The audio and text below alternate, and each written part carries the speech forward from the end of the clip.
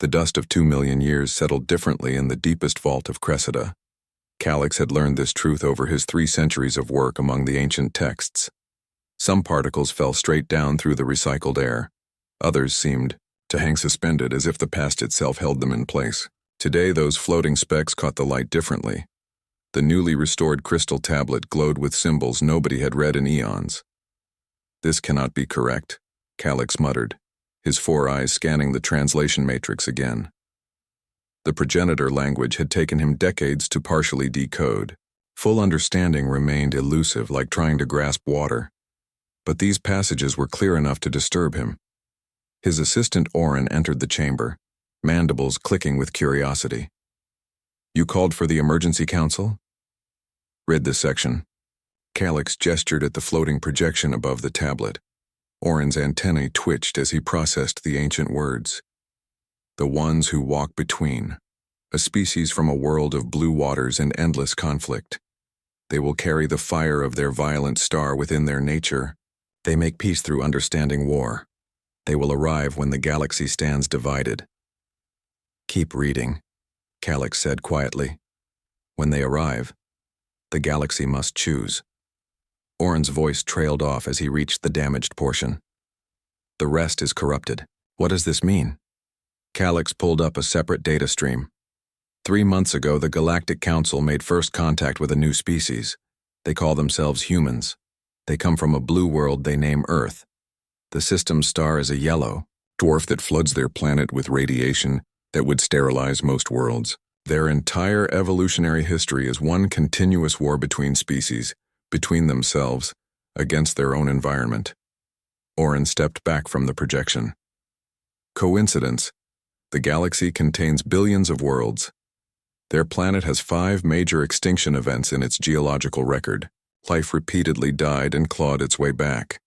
The humans evolved during an ice age, competed with other intelligent species that they outlasted, and spent their entire recorded history in tribal, national, and ideological conflicts."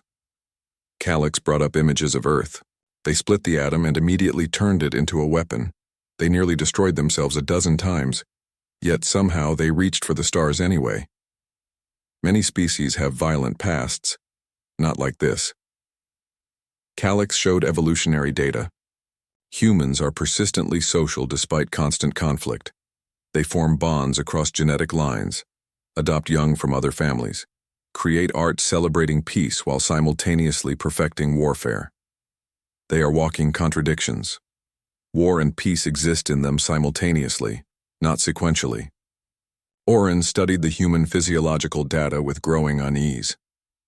Their adrenaline response is extreme, fight-or-flight chemistry that would kill most species from stress.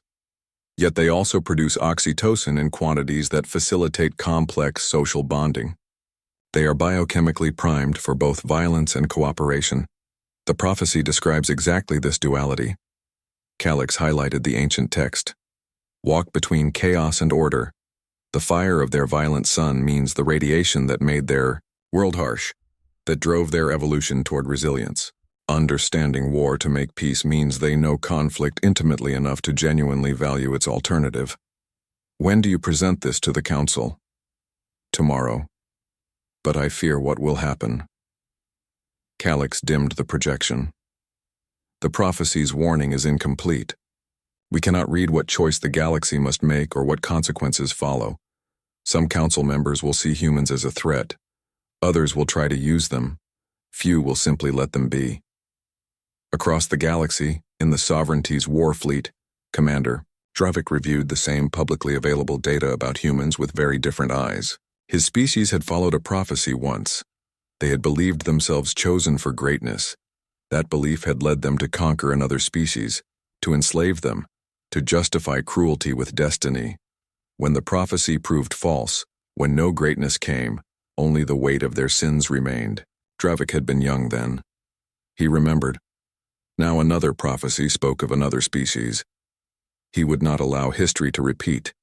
He would not watch the galaxy tear itself apart over prophetic words again. "Prepare the fleet," he told his second officer. "If the council will not act against this threat, we will. The humans have done nothing hostile, Commander. Yet, The prophecy says they will change everything. Change means chaos. Chaos means death. Dravik closed the file. We will contain them before they can fulfill any ancient prediction. On Cressida, Ambassador Rena read Calix's preliminary report with a growing sense of dread. She had served on the Galactic Council for 200 years. She had seen species come and go, alliances form and shatter, peace collapse into war over far less than prophecy. The human delegation was arriving next week for formal first contact protocols. They had no idea what waited for them. They did not know they had been predicted. They could not understand that their mere existence would divide the galaxy. Rena began composing a message. Someone had to warn them. Someone had to tell the humans that they were walking into a situation where half the galaxy might worship them, and the other half might want them dead, all because of words written before their world had even cooled from formation. She paused, considering the words carefully. How did you tell a species that they were prophesied? How did you explain that their nature, the very thing that made them human, was described in texts older than their entire evolutionary line? In the end, she kept it simple. Humanity faces dangers you cannot yet comprehend. Trust carefully. Some of us wish you well. Some of us wish you gone. Come prepared for both. She sent the message, knowing it was inadequate, knowing it was necessary. Above Cressida, the stars burned as they had for billions of years. Indifferent to prophecy, indifferent to the species that rose and fell beneath their light.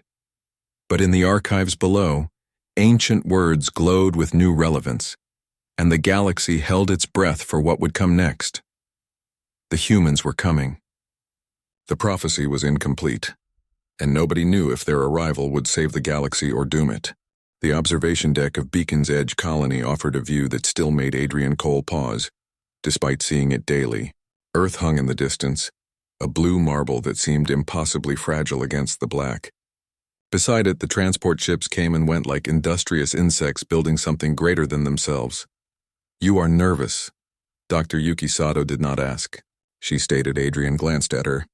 We are about to meet representatives from hundreds of alien civilizations. We are the new species, the unknown quantity. Yes, I am nervous. Good. Fear keeps us alert. Yuki adjusted her translator device. Though I suspect we should be more than merely nervous. The message from Ambassador Rena? Some wish us well. Some wish us gone. Yuki quoted the cryptic warning they had received. That is not the greeting of a unified galactic community. Before Adrian could respond, the proximity alarms chimed. The Galactic Council delegation had arrived. 12 ships of varying designs, each representing a different species, materialized from faster-than-light travel with practiced precision. The formal meeting chamber had been prepared according to specifications provided by the Council. Atmospheric controls for different breathing requirements. Gravity plates adjusted for various physiologies. Translation matrices calibrated for hundreds of languages. Adrian and Yuki entered to find the alien delegates already assembled. The variety was stunning. Beings of chitin and beings of light, species that walked and species that floated. Some breathed oxygen, others required methane or pure nitrogen, but all of them watched the two humans with an intensity that made Adrian's instincts flare with warning. Ambassador Rena stepped forward. Her species resembled nothing from Earth, with crystalline skin that refracted light into rainbow patterns. Captain Cole, Dr. Sato, welcome to the larger galactic community. We are honored, Adrian began the prepared greeting, but Rena raised a limb. Dispense with formality. We have little time. She gestured and a holographic display appeared. Ancient symbols glowed in the air. Do you know what this is? No. Yuki leaned forward, her academic curiosity overriding protocol. Should we? It is a prophecy, written 2 million years before your species existed, written by the progenitors, the oldest known civilization in our galaxy. Rena's voice carried weight. It describes your species with impossible accuracy. Adrian felt the room shift. Some delegates leaned forward with hungry interest. Others drew back with visible fear. I do not understand. An elderly being, Calix the archivist, took over the explanation. The ones who walk between. A species from a world of blue waters and endless conflict. They will carry the fire of their violent star within their nature. They make peace through understanding war. He paused. Does this describe humanity? Yuki translated faster than Adrian could think. Earth is 70% water. Our entire history is conflict. Our sun is unusually active. Its radiation drove our evolution. And we have only achieved lasting peace after experiencing devastating wars. Her voice dropped. This describes us exactly. Impossible. Adrian shook his head. Prophecies are not real. This must be coincidence or interpretation bias. We thought the same, Calix admitted, until we cross-referenced your biological data. The text mentions specific physiological markers. You possess all of them, a harsh voice interrupted. Commander Dravik pushed through the assembled delegates, his armored form radiating hostility. This is why we must act now, before this prophecy brings chaos. Commander, you are not authorized, Rena began, but Dravik ignored her. My people followed a prophecy once. We believed ourselves special, chosen. That belief justified atrocities. When the prophecy proved false, we were left with only our sins. Dravik focused on Adrian. I will not allow the galaxy to repeat that mistake. Humanity is not special. You are simply dangerous. We have done nothing. Adrian kept his voice level despite his rising anger. Yet, the prophecy says you will change everything. I have seen what change costs. I have counted the bodies. Dravik turned to the other delegates. Quarantine them. Restrict them to their system. Or we will do it for you. The chamber erupted in argument. Some species agreed with Dravik. Others defended humanity. Still others seemed to view the humans as tools to be used. Nobody asked what the humans wanted. Yuki caught Adrian's eye. In that look, he understood. This was not first contact. This was the opening move of something far more complex and dangerous. Adrian raised his voice. Enough, silence fell. The human had spoken. We do not believe in prophecy. We believe in choice. Adrian addressed them all. Our history is violent, yes, but every step toward peace was a choice. Every war we ended was because people chose to end it. If your ancient text describes us, then it describes what we chose to become, not what we were destined to be. Beautiful words, Dravik said coldly, but your choice affects us all now. The prophecy warns of consequences. The final section is damaged, but it speaks of the galaxy making a choice when you arrive. Some of us choose to protect ourselves from whatever you represent. Rena moved between Dravik and the humans. The Council has not made any decision regarding humanity. This discussion is premature. Then the Council moves too slowly. Dravik activated his communication device. Outside the colony, energy signatures flared. His fleet had surrounded Beacon's Edge. I am placing this colony under sovereignty protection. No human ship will leave this system until we determine what threat you pose. Alarms screamed through the station. Human defense forces scrambled. Alien ships positioned themselves as either threats or potential allies. The formal first contact dissolved into chaos within minutes. Adrian grabbed Yuki as they rushed toward the command center. Behind them, delegates shouted accusations and threats at each other. The galaxy had divided exactly as the prophecy predicted. What do we do? Yuki asked as they ran. What humans always do. Adrian's jaw set. We survive, we adapt, and we prove that we write our own future. In the command center, alerts showed sovereignty forces blocking all exit routes. Other council species were choosing sides. Messages flooded in from Earth demanding explanations. Rena arrived moments later, breathless. I am sorry. I tried to warn you. The prophecy has poisoned everything. Half the galaxy wants to worship you. The other half wants you erased. And what do you want? Adrian asked. I want the truth. I want to know what the progenitors intended. I want to understand why they predicted you specifically. Rena looked at the tactical display. But first we need to keep you alive long enough to find out. Outside, Dravik's fleet tightened its blockade. Across the galaxy, species began choosing sides based on ancient words and modern fears. And humanity, barely a week into knowing they were not alone, found themselves at the center of a conflict they did not start and could not understand. The prophecy had spoken. Now the galaxy would see what humans truly were, prophecy or not. 3 weeks after the blockade began, the galaxy had fractured into camps that barely spoke to each other. Yuki watched the political maps update in real time from the research vessel that had become her temporary home. Blue zones supported humanity. Red zones opposed them. Gray zones refused to take sides. The gray was disappearing fast. Another system just declared for the sovereignty. Adrian studied the display from across the small workspace. That makes 47 species backing Dravik's containment policy, and 62 supporting our right to exist freely. Yuki highlighted her section of research. But they support us for the wrong reasons. They think we are prophesied saviors. That is almost worse than being seen as threats. The vessel shuddered slightly as it adjusted position near an ancient progenitor research station.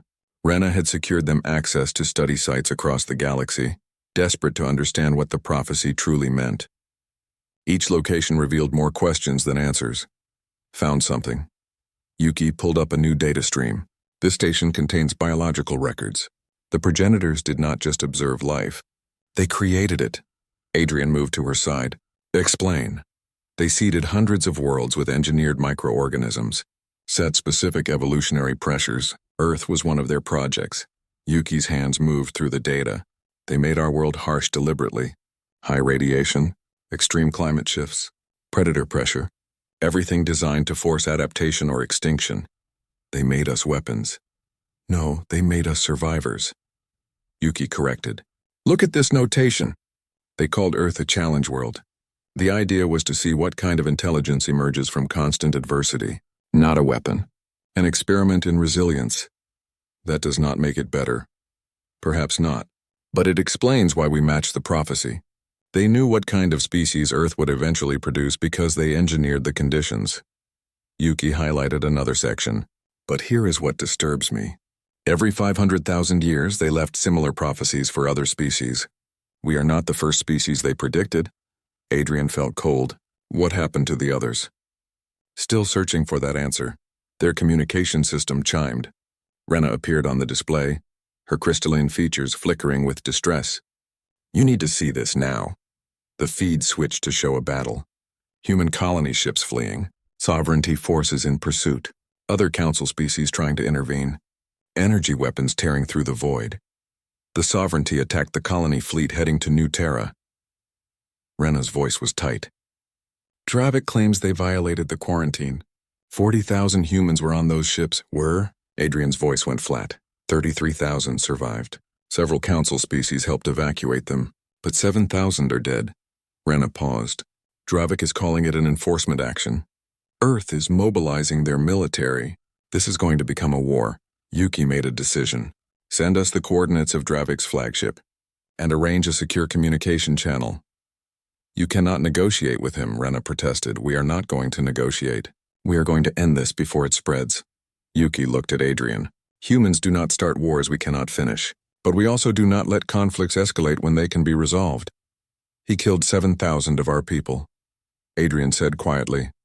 And if we retaliate, how many more die? Ours and others? Yuki met his eyes. We are supposed to walk between chaos and order. So let us walk. The communication took an hour to arrange. Dravik appeared on their display. His alien features set in what might have been resolve or rage. Hard to tell with cross-species expressions. Have you come to surrender yourselves? Dravik asked. We came to understand you. Yuki spoke before Adrian could. Your people followed a prophecy and it destroyed them. Tell us what happened. Dravik was silent for a long moment. You research well, human. Knowledge is how we survive. 800 years ago, our priests found texts predicting we would bring order to the chaos of the galaxy, that we would unite all species under our rule, that it was our destiny. Dravik's voice carried old pain. We believed. We conquered the Realm people. We enslaved them. We justified every cruelty as necessary for our prophesied role. But the prophecy was wrong, Adrian said. The prophecy was misinterpreted. We learned too late that the text spoke of internal unity, not galactic domination. By then, the Realm were extinct, destroyed by our certainty and divine purpose. Dravik leaned forward. So when I see another species prophesied, when I see the galaxy dividing over ancient words, I see my people's mistakes about to repeat. I will stop it, even if that makes me the villain. Yuki felt unexpected sympathy. You are trying to save us from ourselves. I am trying to save everyone from what prophecy does. It makes people stop thinking. Stop choosing. They follow words instead of wisdom. Then we agree on something, Yuki said. We do not want to be prophesied saviors any more than you want us to be. We want to make our own choices. Choices that affect the entire galaxy now. Yes, as do yours. You killed 7,000 humans yesterday. Adrian's voice was controlled but hard. That was your choice. Now we must choose how to respond. Will you choose war? Will you prove me right about your danger? Adrian was quiet for several heartbeats. No. We choose to show you what humans do when faced with tragedy.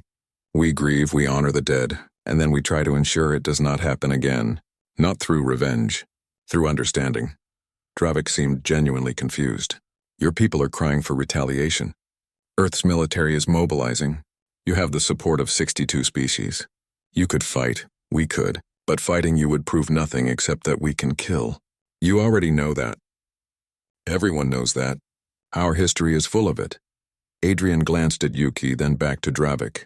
What you do not know is whether we can choose peace even when we have every right to choose war. So that is what we will show you. This is weakness, is it? Or is it harder to not fight when you have the strength to do so? Yuki challenged. Dravik, you are afraid of what prophecy makes people do. We are afraid of what fear makes people do. Both are valid concerns. Perhaps we can address both. By doing what? By finding out what the prophecy actually says. The complete version. The part that is damaged. Yuki brought up her research. I have found 3 more progenitor sites that might contain the full text. Help us search them. See for yourself what we truly are. Not through fighting, through working together. You would trust me after I killed your people? No, but we would try to understand you. And maybe you would try to understand us. Adrian shook his head. We do not forgive what you did. But we refuse to let it start a war that kills millions more. Dravik terminated the communication without responding. For 3 days, silence hung between the human researchers and the Sovereignty fleet. The galaxy watched, waiting to see if humanity would strike back or submit. On the 4th day, a single Sovereignty science vessel joined them at the research station.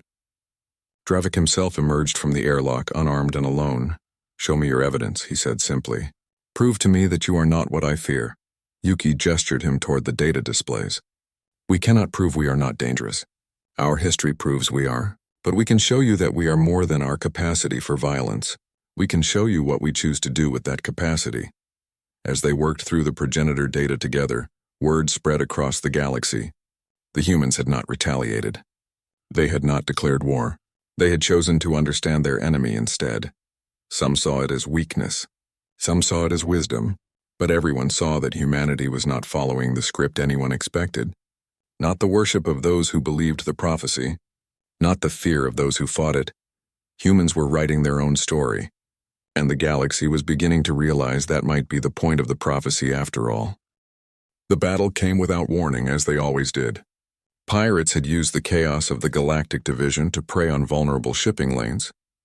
Their target this time was a refugee convoy, ships fleeing war zones created by the prophecy's fallout. The convoy included Sovereignty civilians. Captain Wei brought her destroyer about with practiced efficiency. 3 human vessels against 7 pirate raiders. The mathematics were poor. The choice was simple. All ships weapons-free. Priority is protecting the civilians. We buy them time to jump to safety. Wei watched her tactical display update. And someone get me a link to that Sovereignty escort. The Sovereignty warship had been assigned to protect their own people. But it was damaged, listing badly from an earlier engagement. Its commander appeared on the screen, surprise evident even across species differences.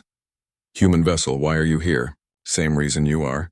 People need protecting. Wei locked targeting solutions. Can you still fight? Our weapons are operational. Our drives are not. We cannot pursue if they flee.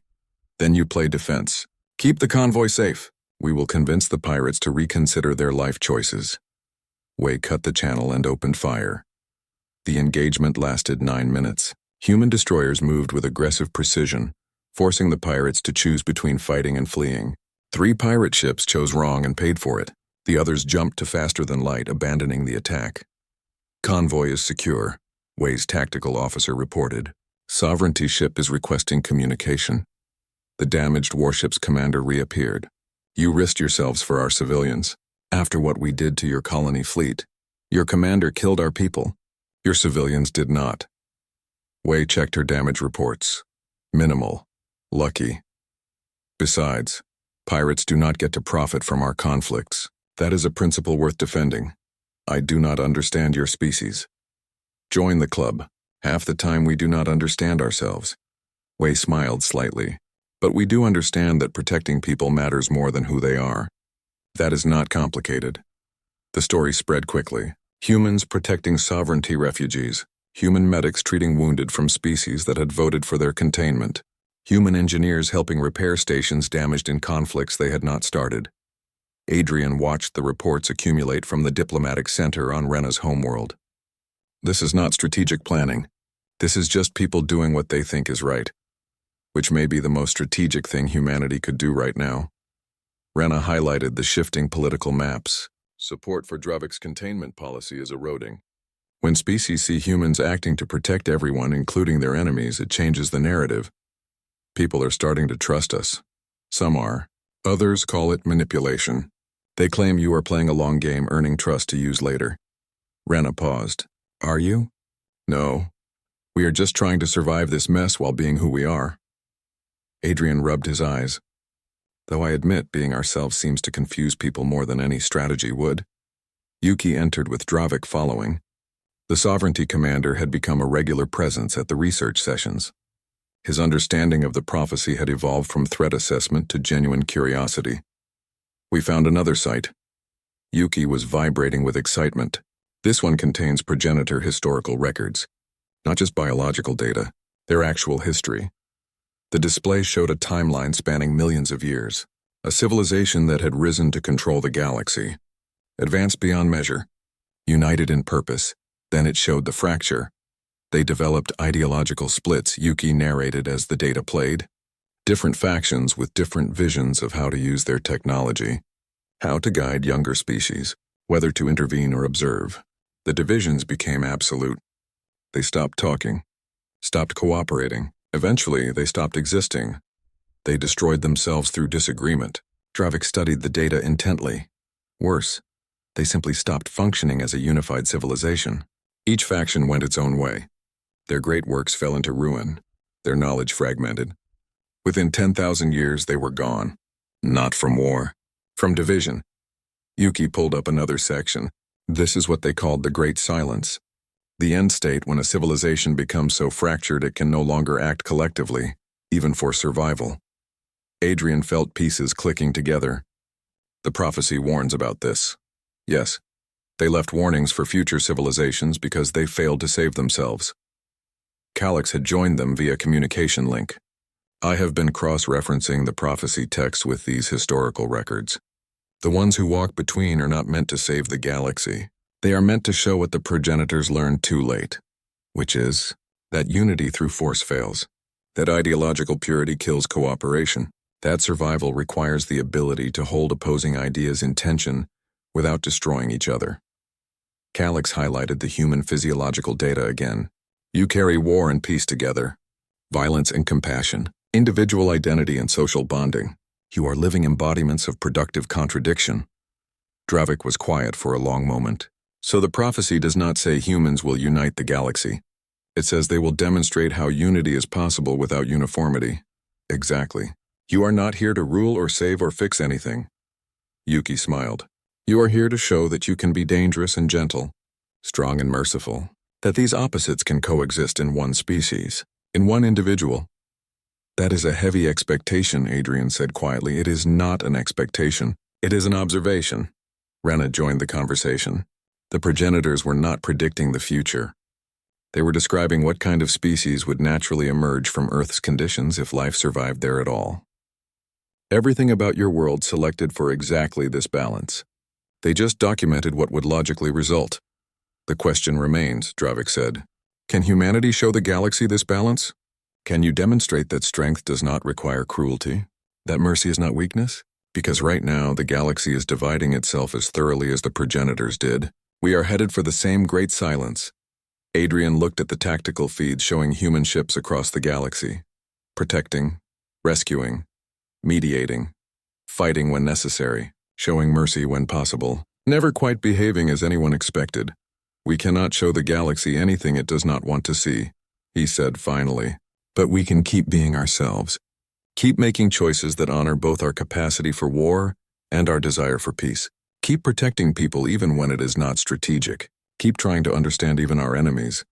Like you understood me, Dravik said without quite looking at any of them. Like we tried to understand you. Still trying. Adrian met his eyes. You made a terrible choice. You killed people we loved, but you did it from fear of repeating your own terrible history. That does not forgive it, but it explains it. An explanation is where understanding begins. Your people still cry for justice. They do, and they will have it. But justice does not have to mean revenge. It can mean ensuring it never happens again. It can mean breaking the cycle. Adrian gestured to the progenitor records. They failed because they could not do that. Each side was so certain of being right that they forgot how to hear each other. We refuse to repeat that mistake. Yuki pulled up another data section. There is more. The progenitors left something beyond their warnings. A facility. Hidden in dark space beyond the galactic rim. The records reference it as their final gift. A tool to help prevent the Great Silence. What kind of tool? Unknown. But the coordinates are here. And the access protocols specifically require... Yuki paused. They require human genetic signatures to activate. Silence filled the room as everyone processed that.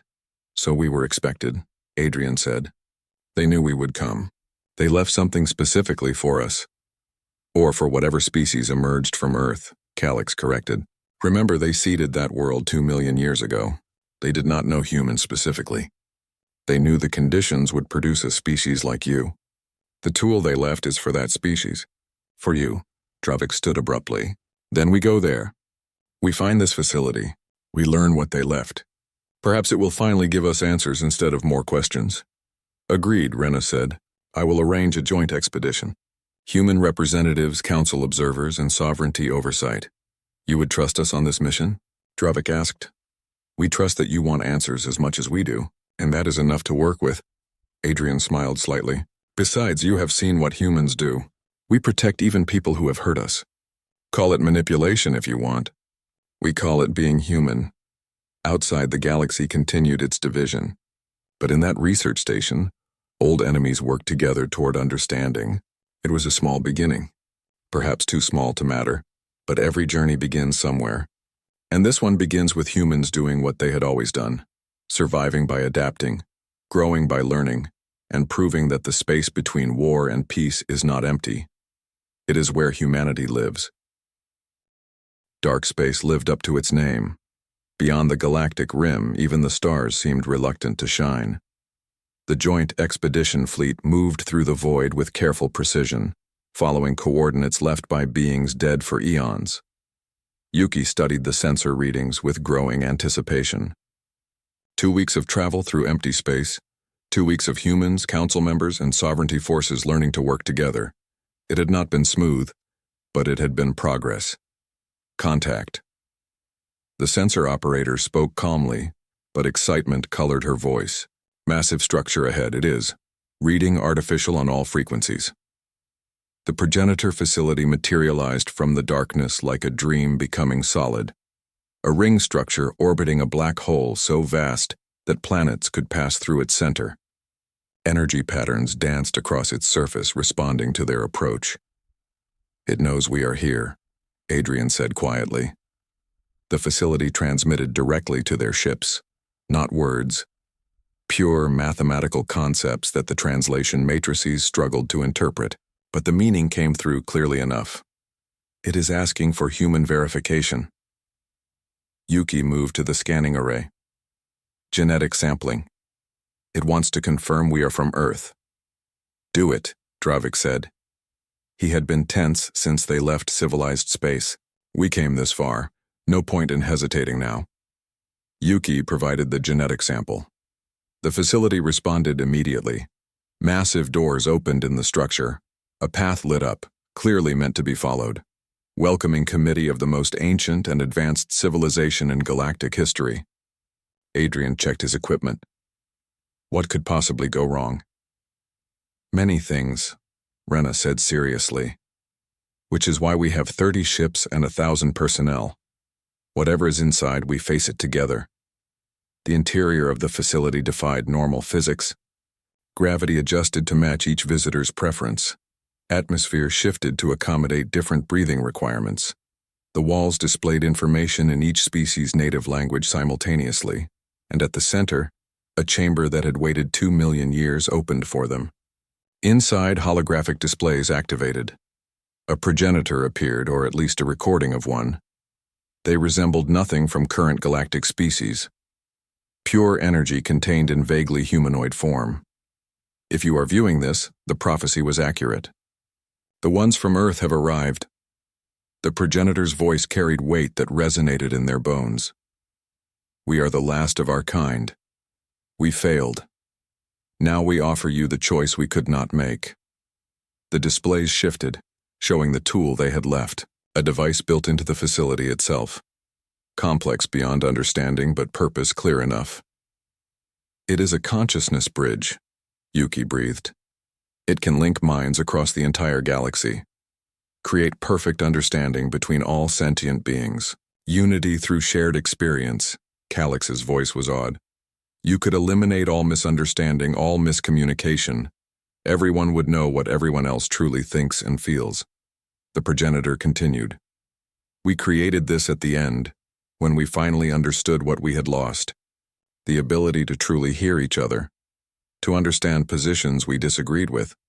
To feel the perspective of those we opposed. But we activated it too late. Our divisions had become absolute. Perfect understanding of irreconcilable positions only showed us how completely we had failed. Dravik moved closer to the device. This could end all conflict. If everyone understood everyone, war would become impossible.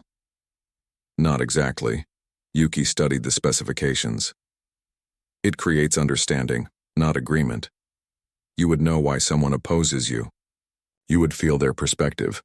But you might still disagree, you would just understand the disagreement perfectly. That is still better than what we have now, Rena argued. Is it? Adrian was reading a different section. Look at the power requirements. This device does not just bridge consciousness temporarily. It would create a permanent link. Everyone in the galaxy, connected all the time, every thought, every feeling. Perfect transparency. Silence fell as the implications sank in. No privacy, Yuki said quietly. No internal space. Everything you think, everyone knows. The progenitor recording continued, as if anticipating their concerns. The choice is yours. We built this tool with 2 functions. The first creates understanding through temporary, voluntary connection. Species can choose when to link, for how long with whom. It facilitates communication but preserves autonomy. The display shifted. The second function forces permanent connection. All minds in the galaxy, linked always. No secrets, no misunderstandings, no ability to hide from each other. Perfect unity, perfect loss of self. They built both options into the same device? Dravik's voice was sharp. Why? Because that is the choice that matters. Adrian said slowly, understanding dawning. Force unity and lose what makes individuals special, or maintain autonomy and risk division. There is no perfect answer. The progenitor confirmed this. We failed because we could not accept disagreement. We saw different perspectives as threats. We demanded uniformity of thought. When we could not achieve it naturally, some wanted to force it through technology. Others refused, valuing freedom over harmony. This debate destroyed us. So this device, Yuki gestured at the massive structure, is not a gift. It is a test. It is a mirror, Rena corrected, showing us the same choice the progenitors faced. Unity through force or cooperation through effort. There is no right answer, only consequences. Dravik walked around the device, studying it from all angles. If we activate the voluntary function, species can choose to understand each other temporarily. Diplomacy becomes easier. Conflicts could be resolved through genuine empathy rather than negotiation. But some species would refuse to connect. They would maintain their isolation, their misunderstandings, their conflicts. Calix pointed out. The galaxy would still be divided. Yes, Adrian agreed. But it would be divided by choice, not by inability to communicate, and that is fundamentally different. The forced connection would eliminate all conflict born of misunderstanding, another delegate argued. No more wars from miscommunication. No more needless deaths from failure to understand each other. And no more individuals, Yuki countered. Everyone would become part of a collective consciousness. You would know what everyone thinks, yes. But would you know what you think? Would there be a you to know anything? The debate raged for hours. Species argued from their own perspectives. The naturally social species leaned toward connection. The fiercely independent ones valued autonomy. Those who had experienced war wanted peace at any cost. Those who valued freedom refused to pay with their identity. And the humans listened to all of it. Finally, Adrian raised his hand for silence. We need to be clear about something. This device was left for humanity specifically. The activation codes require human genetics, which means the choice is ultimately ours to make. Tension filled the chamber. Fear, anger, desperation. Choose forced unity, one delegate pleaded. End all conflicts forever. Give the galaxy peace. Choose voluntary connection, another argued. Let species maintain their identity while improving communication. Destroy the device, Dravik said quietly. Some choices are too dangerous to make. Some powers too dangerous to have. Yuki looked at Adrian. They had come to represent their entire species in this moment. Their choice would affect trillions of beings across the galaxy. I know what I think we should do, Adrian said carefully. But this decision is too important for two people to make. We need to bring more voices into this. Human voices, council voices, sovereignty voices, everyone who will live with the consequences. That could take months, Rena protested. The galaxy is fragmenting now. We may not have months. Then we better work fast. Adrian moved away from the device. But I will not make this choice alone. I refuse to decide the fate of consciousness itself without consultation. That would make us exactly what Dravik feared, what the prophecy warned about. A species making choices for everyone because we have the power to do so. Even if delay costs lives? Someone challenged. Even then, because forcing our choice on others, even a good choice, is still force. And force breaks things it cannot repair. Adrian looked around the chamber at the assembled species. The progenitors failed because they stopped listening to each other. We will not repeat that mistake. We will discuss, debate, argue, and eventually decide together. That is the only way this choice has any legitimacy. Yuki nodded agreement.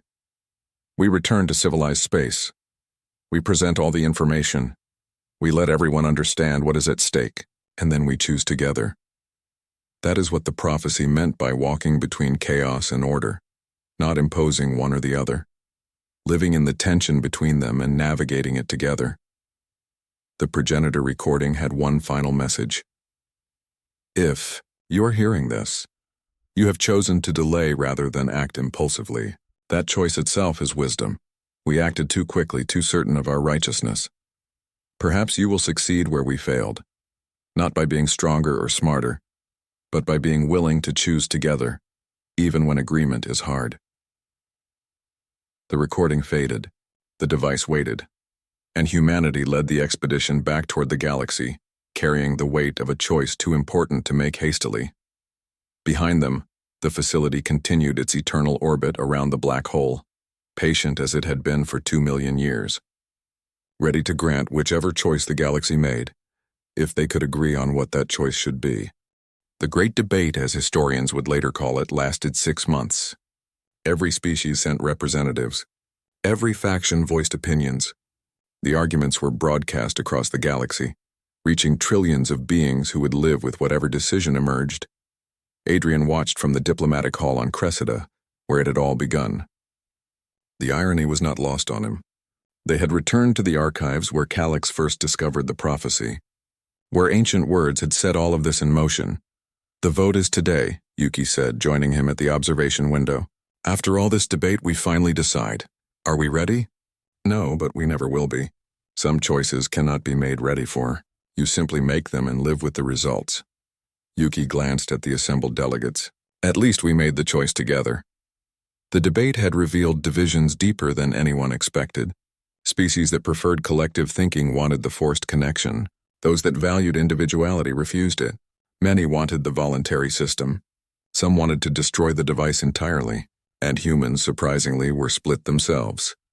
Our own people cannot agree, Adrian had told the council during one heated session. Half of Earth wants to use the device to create understanding. The other half sees it as a threat to human identity. We are as divided as everyone else. Then how can you make this choice? Drevik had asked. By accepting that division is not failure. It is reality. We do not need unanimous agreement. We need enough agreement to move forward while protecting those who disagree. The final vote came down to 3 options: forced connection, voluntary connection, or destruction of the device. Each option had passionate supporters. Each had compelling arguments. Rena stood to announce the results. After 6 months of deliberation, the vote is as follows. Forced connection, 23%. Destruction, 31%. Voluntary connection, 46%. The chamber erupted in reactions ranging from relief to fury. The voluntary system wins, Rena continued, raising her voice. But barely. Nearly a third wanted the device destroyed. Another quarter wanted forced unity. This decision is far from unanimous, which means it is democratic, Adrian spoke up. Perfect agreement is impossible. We have to work with the agreement we have. Unacceptable, one delegate stood. My people refuse to participate in any connection, forced or voluntary. This device is too dangerous to exist. Then do not participate, Yuki said simply. The voluntary system requires consent. If your people refuse, nothing forces them. The device facilitates connection for those who want it. That is all. And when others pressure us to connect, when we are excluded from diplomatic processes because we refuse, then we establish protections. Adrian had been working on this. A charter. Species that refuse connection have equal standing in all political bodies. No decisions can require connection as a condition of participation. The voluntary system exists as a tool, not a requirement. Drevik stood. My people will not use this device. We have learned not to trust shortcuts to understanding. But we will not oppose others using it. That is their choice to make. This is the compromise, Rena announced. The device activates in voluntary mode. Protected rights for species that refuse participation. Regular review of how the system affects galactic politics. Humans maintain the activation codes but cannot change the device's function without council approval. The vote on these terms was closer. 62% approval. Barely enough to implement, but enough. 3 months later, the first voluntary connections were established. Diplomats from opposing species linked minds temporarily, experiencing each other's perspectives directly. Some emerged with newfound respect. Others emerged with their disagreements intact but better understood. How does it feel? Adrian asked Yuki after her first connection session. Strange. I could feel how the Arcturian delegate perceives reality. Their sensory experience is completely different from ours. Colors we cannot see, sounds we cannot hear, emotions we do not have words for. Yuki paused. I still disagree with their position on trade policy, but I understand why they hold it, and that makes negotiation easier. Captain Wei reported from her patrol sector. The voluntary connections are changing combat dynamics. Some ships connect with each other before engagement. When you have felt what your enemy feels, pulling the trigger is harder. Not impossible, but harder. Some conflicts still happen, her tactical officer added. The device does not eliminate disagreement, but it eliminates misunderstandings. Wars born of miscommunication are ending. Wars born of genuine ideological differences continue. That is the point, Adrian said during a council review session. The device was never meant to force peace. The progenitors learned that lesson. It is meant to ensure that when conflict happens, it is because of real disagreement, not failure to communicate. And real disagreements can sometimes be resolved through real understanding. Dravik's testimony was particularly powerful. I have not used the device. I refuse to. But I have watched species who were killing each other stop fighting because they finally understood each other. The great silence the progenitors warned about was not war. It was the inability to communicate at all. When everyone retreats into their own certainty, when nobody can hear anyone else, that is when civilizations die. A year after the device's activation, the galaxy looked different, not peaceful. not unified, but functional in ways it had not been before. Species still disagreed, sometimes violently, but the nature of those disagreements changed. When you could voluntarily experience your opponent's perspective, when you could feel their legitimate concerns even while opposing their solutions, extremism became harder to maintain. Some species never used the device. They remained isolated, preferring their autonomy to any form of connection, and that was allowed, protected, respected. Is this what the prophecy meant? Calix asked during one of the research sessions that continued at a slower pace. Humans did not unite the galaxy. They did not save anyone. They simply refused to force a solution. Maybe that is the point. Yuki studied the progenitor texts one more time. They predicted a species that walks between chaos and order, not imposing either, not choosing sides, just existing in the middle and showing it as possible. Adrian watched his daughter play with alien children in the shared colony gardens, human kids and council kids and even some sovereignty kids, all learning each other's games without needing devices to facilitate understanding, just doing what children did naturally before adults taught them to fear difference. "We are not special," he said quietly. "That is what the prophecy really says. We are not chosen saviors. We are just a species that learned to carry opposing forces inside ourselves. War and peace, violence and compassion, individual identity and social connection. The progenitors did not predict we would solve the galaxy's problems. They predicted we would show that problems do not need perfect solutions. They need functional ones. And that is what we have," Rena joined them. "A functional compromise. Not perfect unity, not complete chaos, just species trying to understand each other while maintaining their right to disagree. It is messy. It is complicated. It requires constant work. It is exactly like being human," Yuki smiled, carrying contradictions and making them work anyway. The galaxy continued to argue, to debate, to occasionally fight. But the great silence never came. The divisions that destroyed the progenitors never quite fractured galactic civilization, because enough species learned what humanity had always known. You do not need agreement to have cooperation. You do not need uniformity to have unity.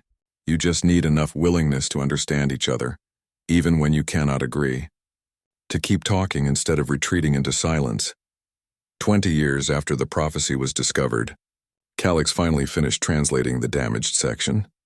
The words that had been corrupted by time, that everyone assumed contained dire warnings or cosmic imperatives. The translation was simple, almost disappointingly so. When they arrived, the galaxy must choose their own path, that was it. No grand destiny, no prophesied salvation, just a reminder that the future belonged to those who made it, not to ancient predictions. Adrian, now retired and teaching at the Human Diplomatic Academy, laughed when he heard. "We worried so much about fulfilling a prophecy that told us to ignore prophecies. We looked for destiny when the message was always about choice. Do you regret it?" a student asked. "All the conflict? The deaths? The division?" "Every death, yes." "The conflict itself?" Adrian considered. "No, because the alternative was accepting someone else's vision of what we should be. And humans have never been good at that. We walk our own path, even when ancient aliens predict we will, especially then." Outside, humanity continued spreading through the galaxy, not conquerors, not saviors, not anything the prophecy had seemed to promise, just humans, complicated, contradictory, occasionally violent, frequently compassionate humans, walking the line between chaos and order because that line was where they had always lived. And teaching the galaxy, one stubborn choice at a time, that prophecies do not write the future. People do.